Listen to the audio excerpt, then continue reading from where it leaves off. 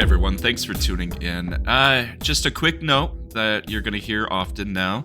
If you're listening to us for the first time, take a second to hit that follow or subscribe button, just in case you don't finish the episode. That gives you the chance to come back and hear what we got to say. We're so happy you're here, and welcome to the episode. Okay, there's that. Now we do... Hey everyone, welcome to this episode of Aaron and Justin Talk Sequels. I'm Justin. I'm the other guy. Welcome. Yes, welcome. And today we are talking about a movie from both of our childhoods. That's correct. Yeah, totally. Was this a movie that everyone watched?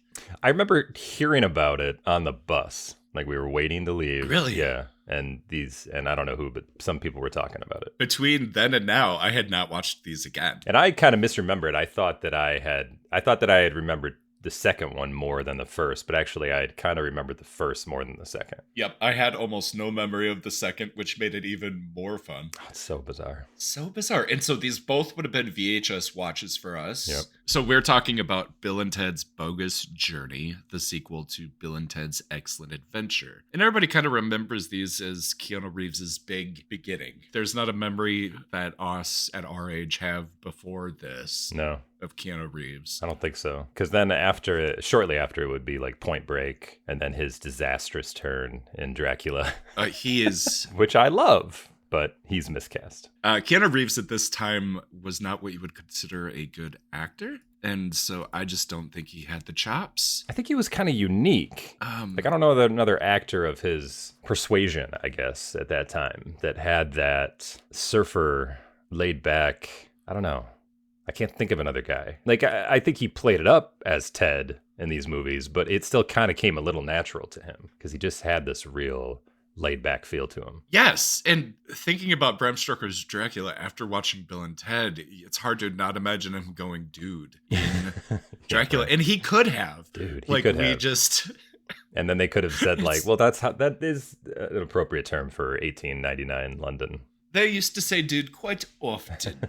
Are you like me and everyone else on Earth where the only time you've ever heard or seen Alex Winter was when you watched The Lost Boys and then Bill and Ted? But I also was aware that he had gone on to just kind of direct and more behind-the-scenes things for the last 30 years. He directs something in 1999 and then doesn't do anything again until 2007 as a director, as a movie. As an actor... he's in something in 99, and then he does not appear again until 2013. As a TV director, he directs something in 91, and then he directs segments on Jimmy Kimmel Live in 2003. Yeah, see, I didn't look into it or anything, but I just assumed he was directing.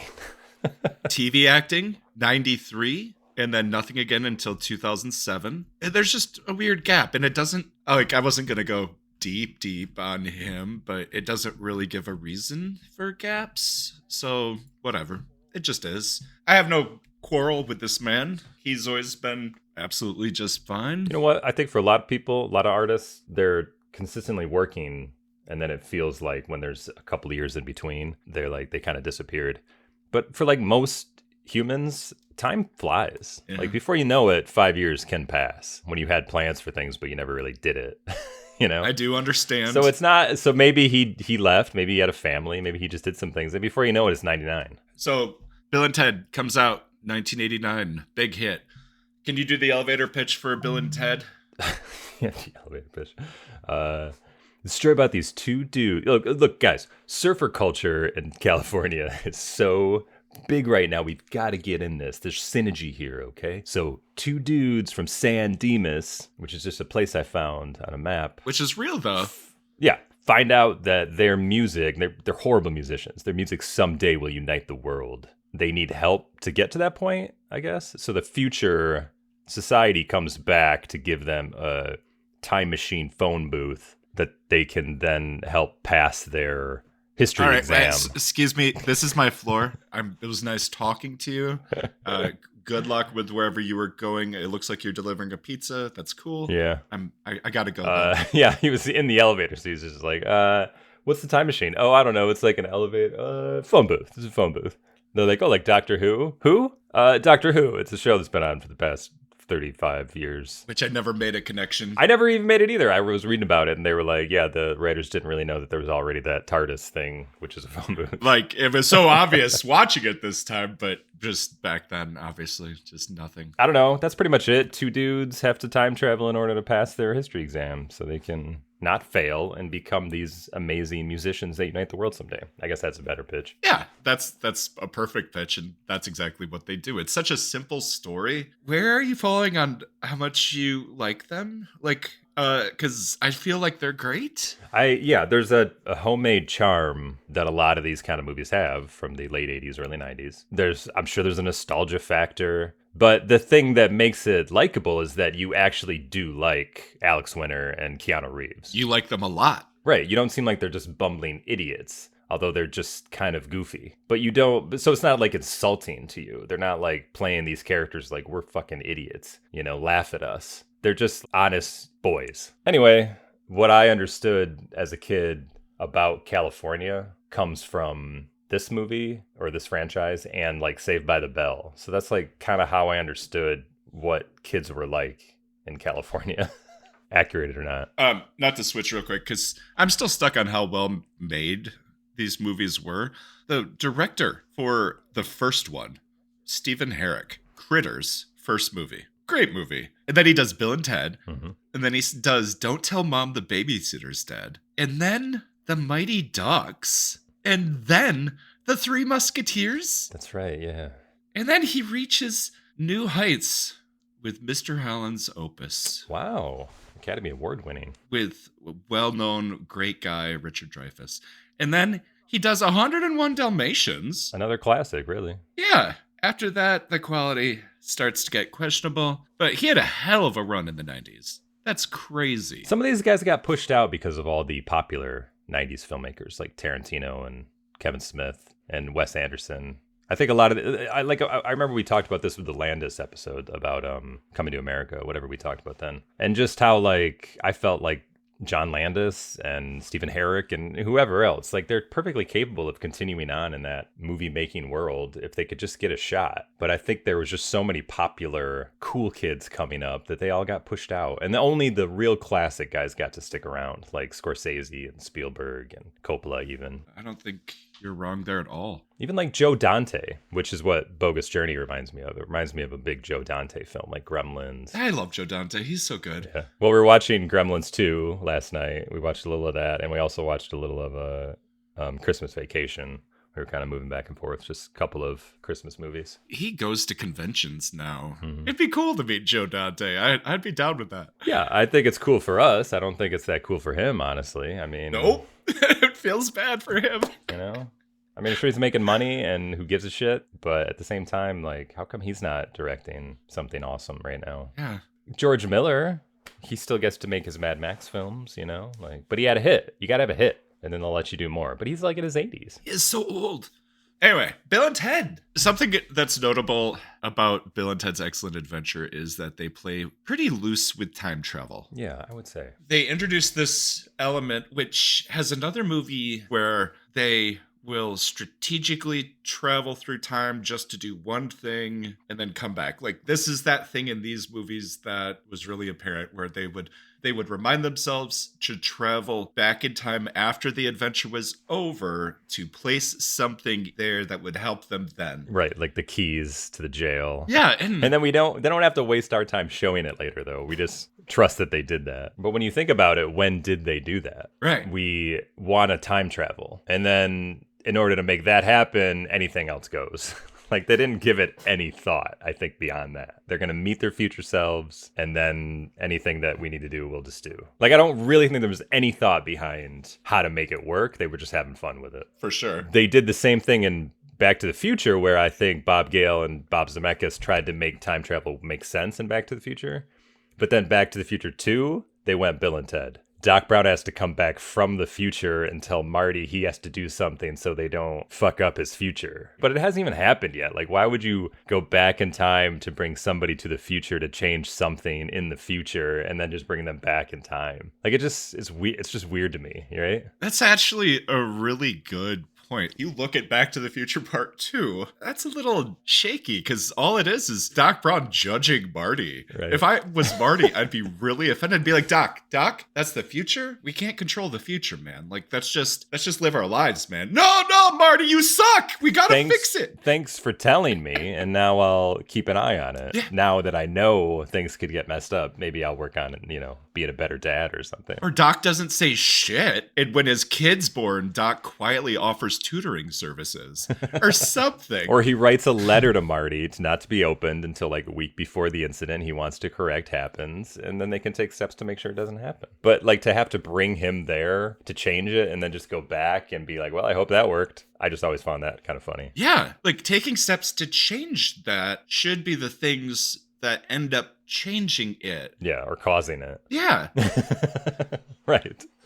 Anyway, so like Back to the Future 2 is Bill and Ted. But Back to the Future 1 is a little more science-y. They're trying to figure out how to make this work. Generally, movies operate on two rules of time travel, either the Back to the Future rule or the Terminator rule. Back to the Future rule is if you change something, it creates another branch. There's a multiverse. There's no paradox that way. So Terminator, their concept is that everything is one straight line. Everything's going to happen. Originally, on that first timeline, eventually robots happen. Terminator 1 is eventually the robots are defeated and they go back in time trying to stop that. But in doing so, they end up speeding up the development of the robots, which changes the future, but the future is forever changed. There's no other timeline, I think is all it is, right? There's no other timelines. They're only affecting this one line. Yes. Right. Now, Bill and Ted is closer to linear, but it's almost like there's a third option where it's both. It's almost like time is a river. All the different strands are in the same river, and they kind of build up to the same timeline,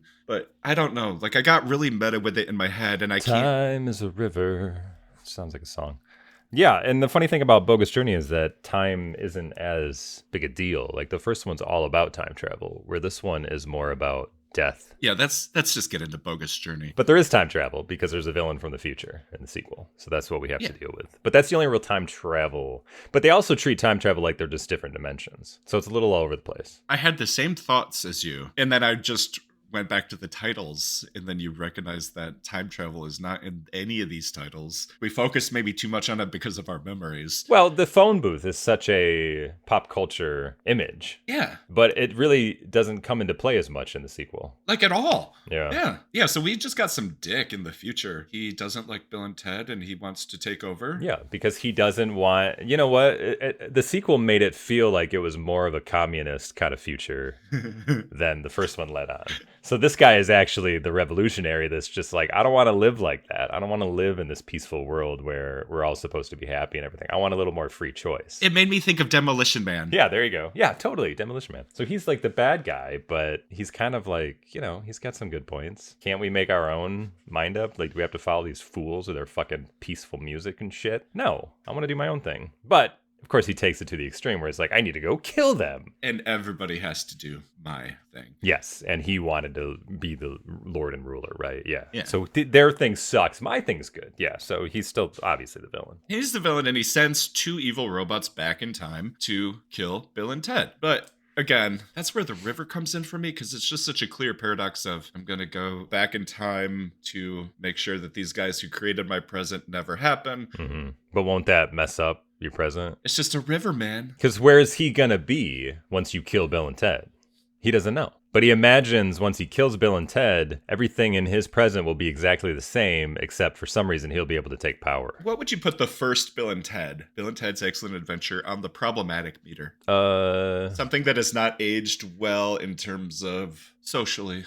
I think the only problematic thing for me was Missy. I was like, I didn't have a problem with Missy. I just thought that was funny. Well, no, I mean, the idea is funny, and that didn't bother me. But the rapey, creepy look on Bill's dad's face when he slowly pushed them out of his room and closed the door, that bothered me. Jesus. But that is played for laughs in the sequel, where she then marries Ted's dad. That's so fucked up. Because she's just the village bicycle, and everybody's going to have a ride. That's basically the joke. Yeah. So the only thing that's a little problematic for me in the first one is the fact that the future society, knowing that who was in the band, decided to pluck 2 women from the past and give them as a gift to the boys. Yes, right. The princesses, of course. So women as prizes was the only thing that I was like, oh, that hasn't aged necessarily well. Did they have a choice in this? I guess not. Just finishing off the Apes trilogy, quadrilogy, quintology, whatever it's called. Yeah, quintology, right? Sextuplets. It felt very akin to Charlton Heston taking her as his. Yeah. Yes, like, it's just somebody from such a completely different culture that it's just a little abusive. And they fix it a little in the second one when making it very clear that these women weren't going to boink them until marriage. Yeah, right. And at least made them not used. So where would we put Bill and Ted's Bogus Journey on the problematic meter? I don't know. I can't think of anything. One thing stuck out to me so hard, and it actually made me... All right, go ahead. It's era appropriate, but it just doesn't sit well. Their use of the word fag. Oh, yeah, that's right. Yeah. Really just slaps you across the face when you hear it. And they only use it twice, but... Yeah, and they did use it in Excellent Adventure, too, didn't they? I don't remember it in there. That was the funny thing. I think they did once, but I could be wrong. But yeah, I agree. Now, if they had gone to the future and somebody said it, that would have been funny. 700 years, they're still calling each other. Like Rufus says it for sure.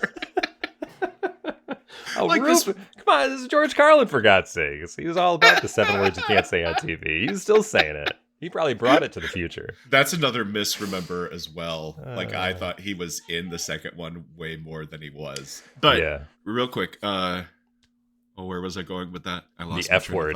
Talking about the F word. Oh, like, it's just so funny how language changes, but it doesn't change that much. You know how we would use the R word at that age too? Do you know what kids say now? And it's still not okay, but do you know what they say now? What do they say now? Autistic.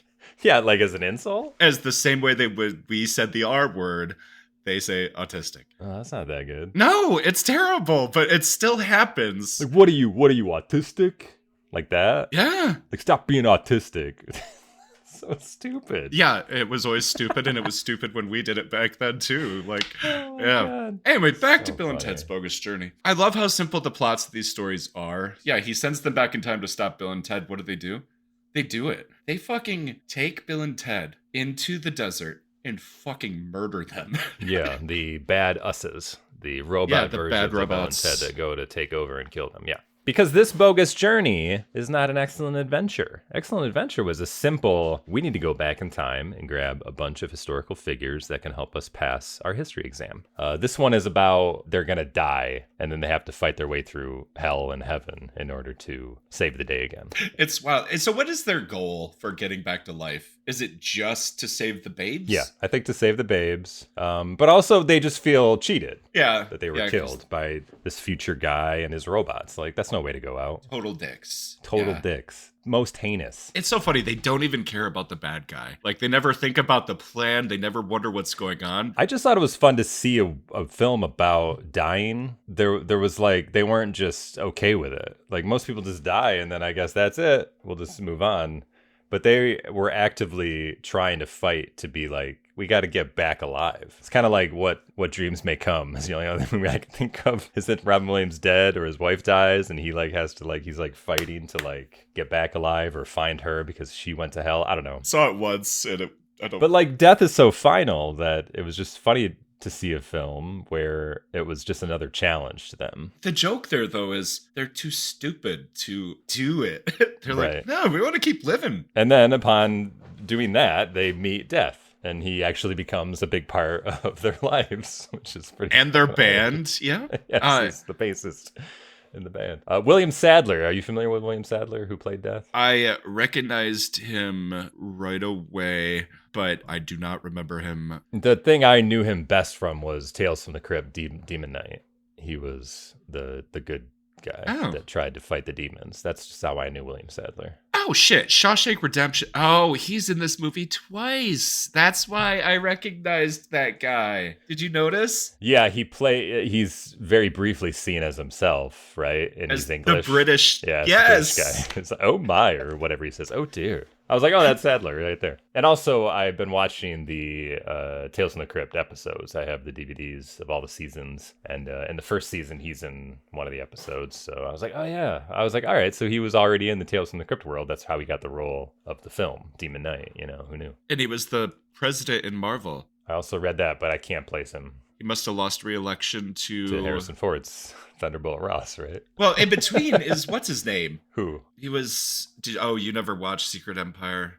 No, or not Secret Invasion? Yeah, no, I didn't. There's a different president in there that you'd recognize. Okay. He was one of the pretty guys. Anyway. Something that I come back to is they did such a great job making these movies and staying within their limits. They didn't. Mm-hmm. This kind of movie is the kind of movie that should be full of shitty CGI because they didn't care. Yeah. But no, like it is a well-constructed and well-made movie that goes for it. When they put Alex Winter's head in that trash can, I was like, you guys, I'm so proud of you. This felt like a Joe Dante kind of film to me. It had over and over a nice Herrick, right? Stephen Herrick. He had a nice appreciation for practical effects. Or Herrick is the first one. Herrick's the first one. The second one's kind of is Peter Hewitt. Okay, Peter Hewitt. And they wanted to use what they could as far as computer graphics go from the early 90s. And that's fine with me, you know. I mean, like Show and Hell and stuff like that. They do it in an appropriate way. Like they use it well. So first things first, this is a movie with a lot of body doubles on screen because there's more than one Bill and Ted. And there was only one time I caught. Like the side of their face where you're like, that's not Keanu Reeves. Oh, wow. You might have saw the same one time. I think so, yeah. Because you're always looking for it. You want to see when you can tell that they're not the right person. They did such a good job just the once. And it was early.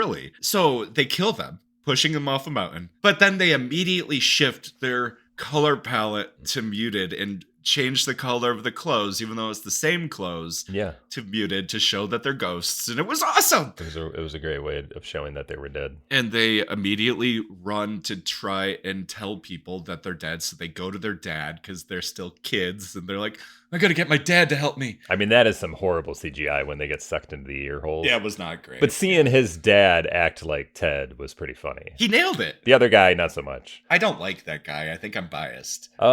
He doesn't always play the best character actors. Like he plays creepy dudes. Yeah, and so I just character acted himself out of liking him. In my nostalgic way, I miss that guy. He did pop up in most things that I watched when I was younger. He really did. Yeah. And then for some reason, they go to Missy. Yes, it's so hilarious that she married the other dad. Because she's only 3 years older than them. The joke was like, you'll marry her next and you'll be your own stepdad. And they have her doing seance shit. And she sends them to hell. I think it's so funny that she sends them to hell.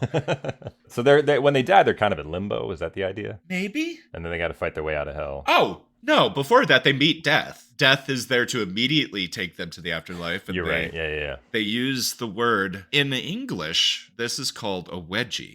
Oh, is this a regional? I've never heard anyone call it a Melvin before. Maybe it's just a California thing. Like in California, a Melvin to me. But I love that William Sadler had that horrible accent. And then, of course, you know, the old Ingmar Bergman Seventh Seal, you got to play chess with death. They were like, well, we don't want to play chess. We want to play like Battleship and Twister and shit. And I thought that was pretty fun. Wait, no, you're skipping ahead. They get sucked to hell. They doubled the budget on this movie. First movie cost $10 million and they made 40. It was a hit. Let's give them 20 million this time. And this is where we really start to see it when they do hell. They had an opinion about what hell should look like and they went for it. Like they're on those floating stones. The devil pulls them in. And he was a creepy devil. Yeah. It was a well-made creepy devil. And then they're in their own worst memories. And they're so young that their worst memories. Because Alex says it. And I'm like, he's having this memory about his grandma. He's like, this was 10 years ago.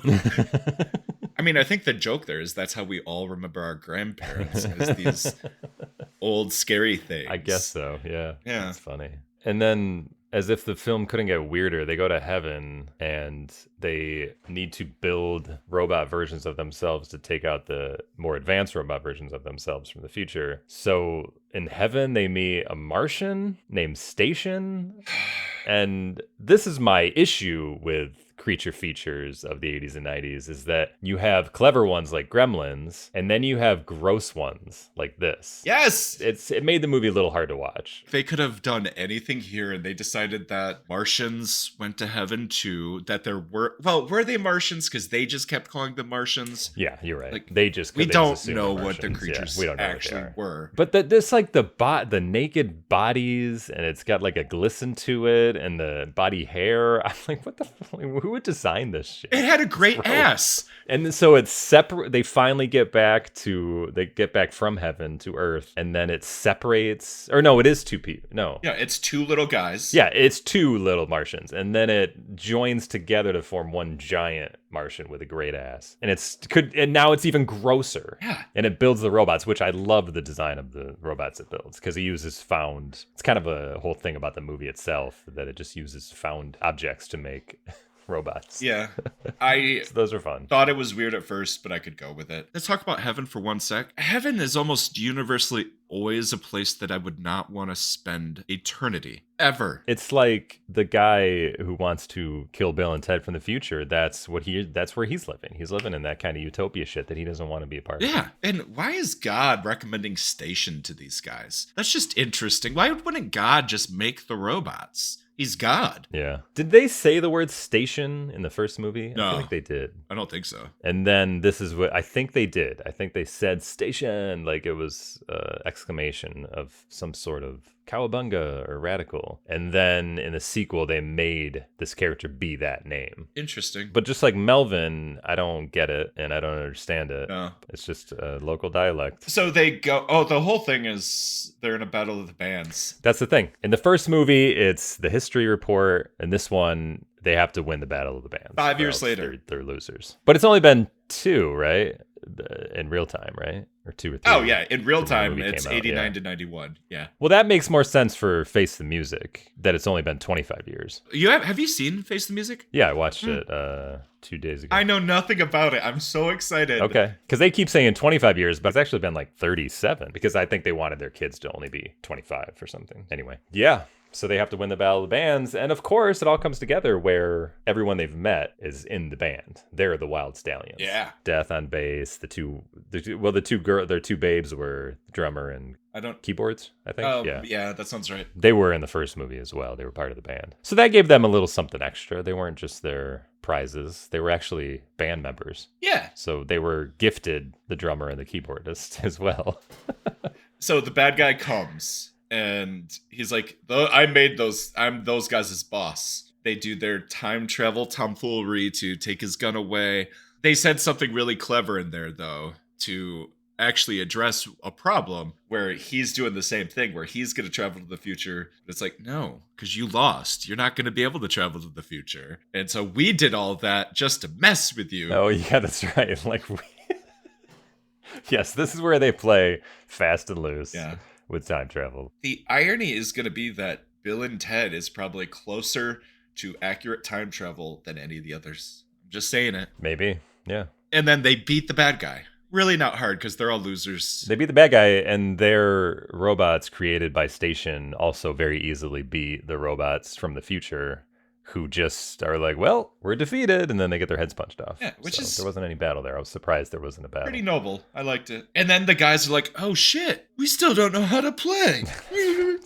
They use the time machine to do one more time. An extensive, 16-month training. And they come back looking awesome as hell. Yep.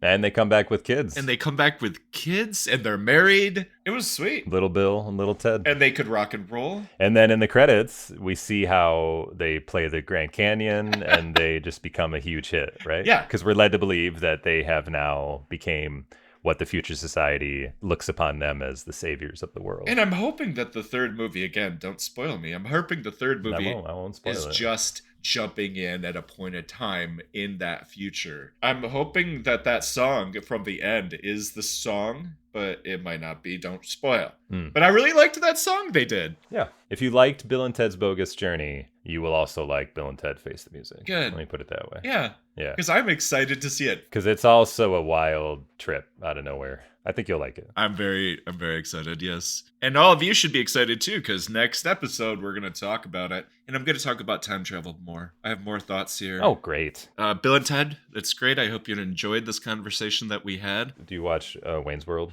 Do you know those movies well? I mean, it's been a long time. Similar to Bill and Ted, probably. Yeah. I mean, that's like an adult. Wayne's World is like an adult Bill and Ted. They're not really for kids. Kids like Wayne and Garth, but they're definitely, they have like adult problems, whereas Bill and Ted have like kid problems. All of this was of a time. But I love it all because I love the rock music and I love that time in music. And music is very important to both of those franchises. I'm sorry, but I do have to ask you something about Bill and Ted's Face the Music. Is death in it? I don't want to say anything. Fuck you. I want you to find out. All right. The show's over. Subscribe to us. Tell your grandmothers about us. We need them to listen. With the face hair. So if your grandma has facial hair, get her on it.